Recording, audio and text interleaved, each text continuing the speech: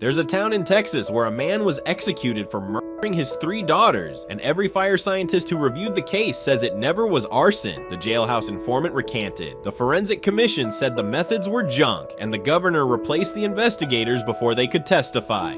Texas is supposed to be tough on crime, right? But what nobody tells you is the other Texas, where a police chief killed himself when rangers showed up with a warrant, where a masked killer from 1946 has never been identified. You're not ready for number 1. Let's break it down. If 72% of residents in your town say they don't feel safe walking alone at night, and your crime rate hits 7,300 per 100,000 over a 2-year average, the word forgotten isn't an excuse, it's a diagnosis. Marshall, population about 23,000, located in deep East Texas near the Louisiana border, crime rate of 37 per 1,000. Violent crime runs at nearly 6 per 1,000, putting the central neighborhoods at a 1 in 81 chance of violent crime victimization. 2 homicides in 2024, 125 registered offenders at a ratio of 1 per 196 residents. Crime costs residents $647 per person per year, 183 above the national average. Harrison County was historically one of the wealthiest counties in antebellum Texas due to slavery and cotton. That economy collapsed and nothing replaced it. Marshall now sits on I-20, one of Texas's major east-west drug corridors connecting Dallas to Shreveport. Poverty, isolation, generational economic decline, and proximity to trafficking routes drive the numbers. And if a town built on cotton that never found a second act sounds familiar, the next one sits on an even bigger highway with an even bigger drug problem. Your town's motor vehicle theft rate is one of the highest in the entire nation, and your median household income sits 21% below the state average. The cars aren't being stolen for fun, they're being driven across the border. Harlingen, population about 65,000, located in the Rio Grande Valley, roughly 30 miles from Mexico. Property crime runs 128% higher than the national average. Motor vehicle theft, 1 in 328. A crime occurs every 2 hours and 3 minutes. But here's the twist. Violent crime is actually 1.5 times less than the Texas average. The overwhelming driver is property crime, especially vehicle theft. Median household income, $43,000, one of the lowest for a city this size in Texas. Graduation rate, only 70%. Deep poverty in the valley creates persistent property crime, while the border proximity means stolen vehicles disappear into Mexico. And if a town where your car vanishes faster than your paycheck sounds bad, the next place has a border crisis so severe the National Guard seized a public park. The National Guard seizes your town's community park, strings razor wire along the river where your kids used to kayak, and builds an 80-acre military base to house 1,800 soldiers. Your crime problem isn't traditional, it's geopolitical. Eagle Pass, population about 28,000, located on the Rio Grande across from Piedras Negras, Mexico. In September 2023, more than 2,000 migrants crossed into Eagle Pass in a single day. The mayor declared a state of emergency. In January 2024, the Texas National Guard took control of Shelby Park, a 47-acre community space, blocking even Border Patrol access and triggering a constitutional standoff between Texas and the federal government. Texas has spent over $11 billion on Operation Lone Star statewide. Here's what nobody tells you. Despite the militarization, FBI data consistently shows Eagle Pass has lower violent crime than the national average. 0 homicides in 2024. The danger here isn't traditional crime. It's drug trafficking flowing through, not crime committed by residents. A local river guide put it simply, they took the river from us. Property crime runs high at 23 per 1,000, but violent crime sits below the national average. The most dangerous thing about Eagle Pass isn't what the news shows you, it's what it doesn't.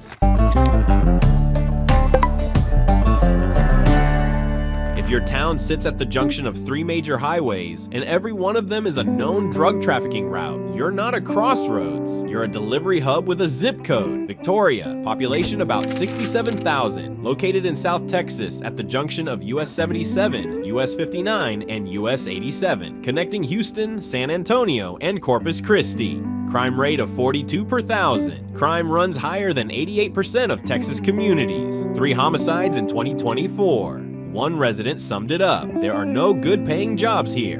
Saint people that live here work at the plants. Victoria is a transit point for drug trafficking along 3 converging highway routes. Hurricane Harvey caused significant damage in 2017 and accelerated economic challenges. The petrochemical industry provides some employment but limited upward mobility. And if a crossroads town where drugs pass through on 3 highways sounds like a problem, the next place has a prison population that outnumbers the police force by a factor of 200. Your town is the headquarters of the Texas Department of Criminal Justice, houses at least 7 prison units, and has executed 597 people since 1982. Calling it a college town because Sam Houston State is also there is technically accurate and completely misleading. Huntsville, population about 46,000, crime rate of 23 per thousand, higher than 87% of Texas communities.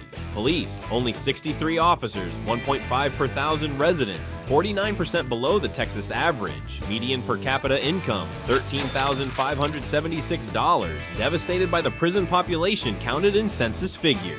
The Huntsville Walls Unit, opened in 1849, is the oldest Texas prison and houses the state's execution chamber. Old Sparky, the electric chair used for 362 executions between 1924 and 1964, is now on display at the Texas Prison Museum on I-45. 25% of the census population is incarcerated. Prisoners released from the Walls Unit re-enter the community directly. One niche reviewer put it plainly. Huntsville, also known as Prison City, still has a lot of work to do when it comes to bringing variety to the job market. Clyde Barrow of Bonnie and Clyde served time here. And if a town where the execution chamber is a tourist attraction sounds surreal, the next one has a dying population and 2 dead police chiefs.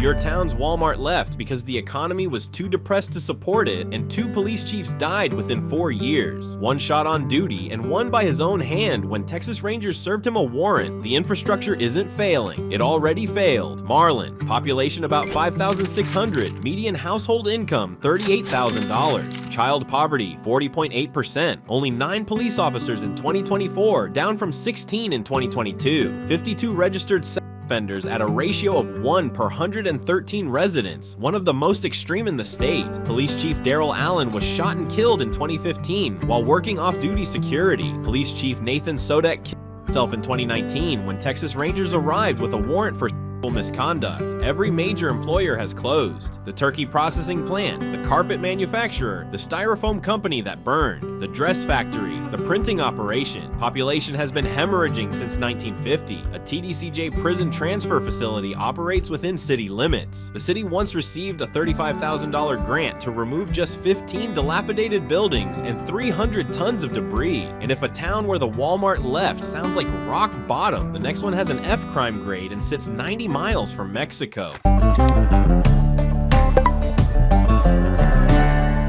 If your town earns an F safety grade from Crime Grade, meaning it's safer than only 3% of American cities, and it sits at the junction of 2 of the most heavily trafficked drug corridors in the country, the letter grade isn't a surprise. It's a confirmation. Pecos, population about 12,800, violent crime rate of 699 per 100,000, nearly double the national average. Crime cost $892 per resident per year, 3.6% of median household income, 1 in 75 chance of being a crime victim. Pecos sits approximately 90 miles from the Mexican border at the junction of I-20 and I-10. Meth, fentanyl, and human smuggling all pass through. During peak oil production, population fluctuates wildly with 6-figure entry-level salaries and signing bonuses. During busts, abandoned vehicles litter the Midland Airport as workers flee. The town's infrastructure was built for a fraction of boom-era population. And if a town with an F grade and 2 interstate drug corridors sounds dangerous, the next one has a murder rate 4 times the national average and a police force of 39.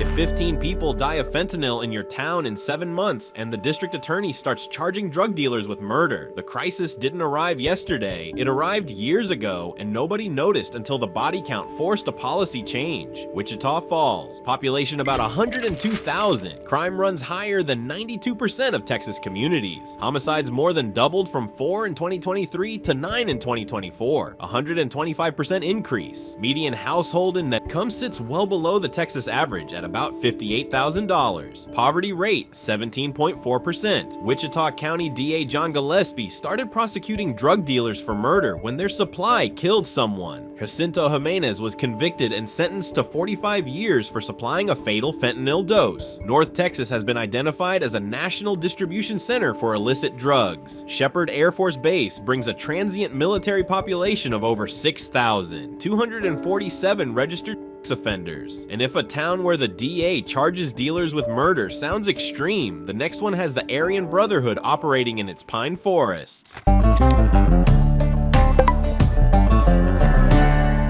If your county sheriff says 50 to 60% of jail inmates are there because of methamphetamine, and a single narcotics investigator has documented 350 meth labs in the surrounding pine forest since 1999, you're not dealing with a drug problem, you're dealing with a drug culture. Lufkin, population about 34,000, crime rate of 36 per thousand, 79% higher than the national average. Property crime runs 89% above national. Once ranked the third most dangerous city in Texas by FBI data, only 91 officers for a city of 34,000. A Texas monthly investigation documented the generational meth culture in the piney woods. All along this river, you have the grandchildren and great-grandchildren of bootleggers and moonshiners. In the old days, they made their own whiskey. Now it's meth. Sometimes the whole family is cooking dope. In April 2025, a massive federal bus charged 16 people in a meth conspiracy spanning 3 counties. Over 10 kilograms of meth and 14 firearms seized. More than 200 officers deployed, including an FBI mobile command center from Dallas. The sheriff called it probably the biggest law enforcement operation ever in Angelina County. And if a meth culture embedded in the landscape sounds hard to fix, the next town has a serial killer case that's never been solved. Your town's most famous resident is an unidentified serial killer from 1946, and 72% of current residents say they don't feel safe walking alone at night. The past isn't history, it's atmosphere. Texarkana, population about 37,000 on the Texas side, crime rate of 78 per thousand, giving residents a 1 in 13 chance of being a crime victim. The highest reported rate of a specific violent crime among the top 5 most dangerous Texas cities. Poverty rate, 24.9%. In the spring of 1946, an unidentified attacker wearing a white cloth mask terrorized Texarkana over 10 weeks. 5 people killed, 3 wounded, all at night. Citizens armed themselves and locked their doors at dusk. Texas Rangers deployed. Nearly 400 people were arrested. The case remains officially unsolved. The Texas Department of Public Safety calls it the #1 unsolved murder case in Texas history. It inspired the 1976 film The Town That Dreaded Sundown. Modern Texarkana straddles the Texas-Arkansas border, creating jurisdictional complications. It sits at the junction of I-30 and US 59, a natural crossroads for drug distribution. Operation Flashback, a 2-year federal investigation, resulted in a 43-count indictment of over 25 individuals for trafficking more than 1,000 kilograms of meth through the I-30 corridor. And if a town still haunted by a masked killer sounds cinematic, the next one has a former cop who says the violent crime is worse than Dallas.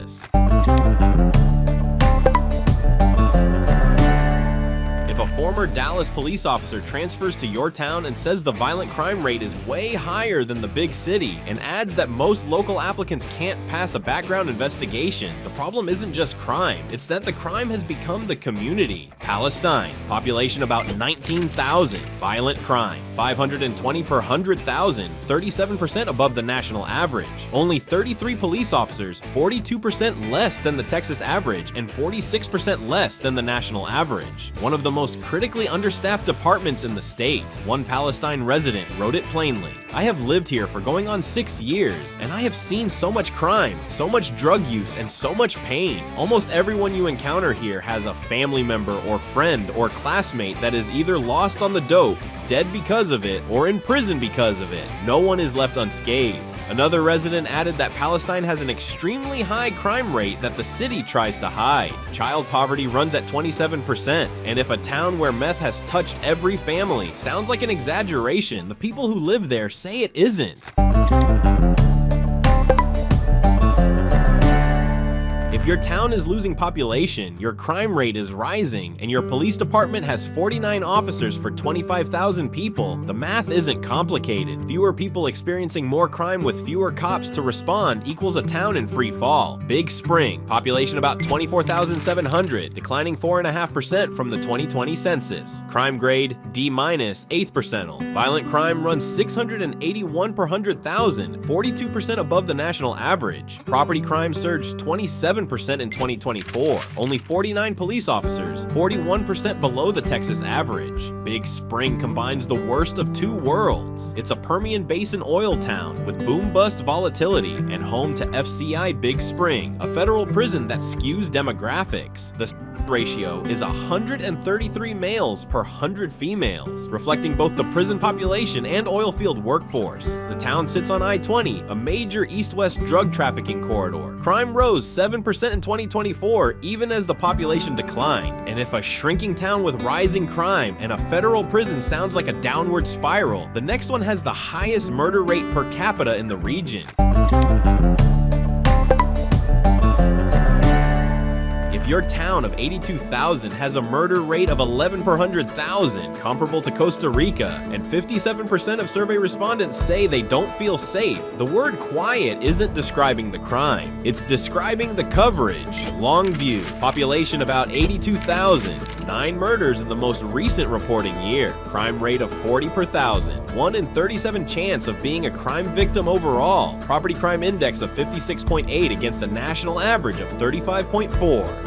Poverty rate, 18.6%. Longview is a former oil boom town dealing with poverty and lack of economic diversification. A constant complaint from residents, barely anything to do unless you want to drink or go eat somewhere. Brain drain drives young people away. Violent crime did decrease 19% year over year, but the murder rate remains approximately double the national average. And if quiet murder capital sounds like a contradiction, the next place earned the title most miserable city in Texas.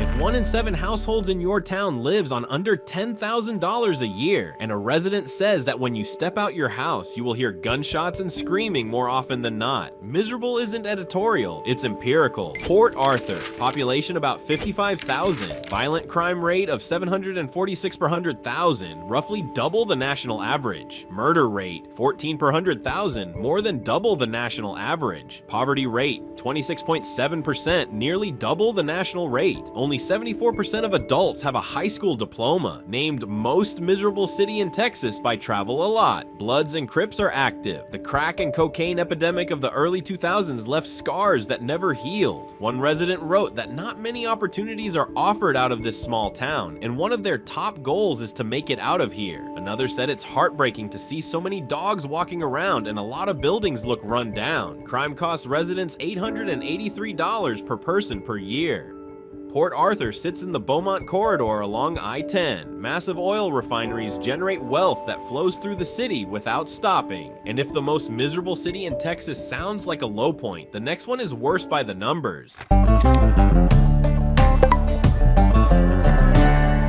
If a crime occurs in your city every hour and 10 minutes, and your violent crime rate is 3 times the national average, the question isn't whether Beaumont is dangerous, it's why anyone still debates it. Beaumont, population about 115,000, violent crime rate of 12.9 per 1,000, roughly 3 times the Natio. Nal average, murder rate between 12 and 20 per 100,000. Jefferson County recorded 29 total homicides in 2024, the highest county murder rate in the state. Property crime runs 88% above national. Crime grade F, 6th percentile. Meth seizures in Beaumont exploded from 1,500 doses in 2018 to 7,000 in 2019. A recovering addict told local media that I-10 is a huge delivery route for drugs, and trafficking goes on all the time. In neighboring Orange County, 75 to 80% of the assistant DA's caseload involves meth. Parkdale Mall has reportedly become a hotspot for robberies, assaults, and kidnappings. And if the most dangerous mid-sized city in Texas sounds like it can't get worse, the next place had a mass shooting, a biker war, and a cult siege. If If your town of 153,000 people has experienced 3 mass shootings, a murdered soldier whose case sparked a national movement, and a military base with the highest rate of assault in the US Army, the shadow isn't metaphorical, it's structural. Killeen, population about 153,000, violent crime rate of 527 per 100,000, 47% above the national average, 20 murders in 2024, drug violations nearly doubled in January 2025 versus January 2024. In October 1991, George Henner drove a truck through Luby's cafeteria and murdered 23 people, the deadliest mass shooting in modern American history at the time. It led directly to Texas's concealed carry law. In November 2009, Army Major Nadal Hassan killed 13 people at Fort Hood Soldier Readiness Processing Center. In April 2014, another shooting killed 3 more. In April 2020, Specialist Vanessa Guillen was bludgeoned with a hammer by a fellow soldier, then and buried. The case exposed systemic failures at Fort Hood, resulted in 14 leaders being fired, and led to the I Am Vanessa Guillen Act reforming military assault reporting. An independent review found a command climate permits sexual harassment and sexual assault. And if a town living in the shadow of that much violence sounds unbearable, the next one had a biker shootout that killed 9 people and produced 0 convictions.